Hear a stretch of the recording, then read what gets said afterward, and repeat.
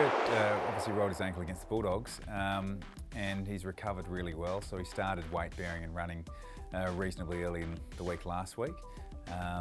Ran again over the weekend, so he's certainly in the mix to come back into the side. We've got our main training session on Tuesday before heading over to Perth, so we'll know more then. Obviously we're really hopeful he gets up. Can't unequivocally say either way this early in the week, but he'll be tested this week. Tom Papley's still on the long-term injury list just by virtue of the fact that he hasn't come back to play. And our NEFL team has a bye this week. Look, he's training with the side at the moment. He's off a shorter base, and I guess given that he's only just joined in the main group in the last week. So we'll assess him again on Tuesday. Still a bit like Kurt, a bit early to make a call on whether he's going to be available this week. Probably less likely than likely, given that he's still returning to full fitness. So again, we'll wait and see. Look, Isaac won't play this week. He's tolerating the loads really well training-wise. So, as we reported last week, no symptoms whatsoever with his recovery from glandular fever.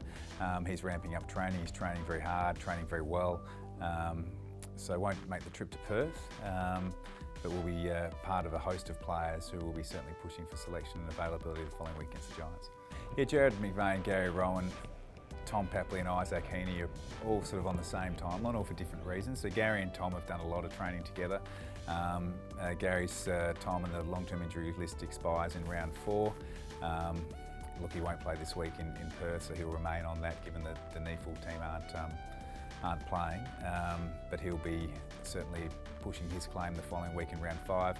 Jared's in the same sort of boat, less training load than Tom and Gary, but obviously a more experienced player and has had just a different program.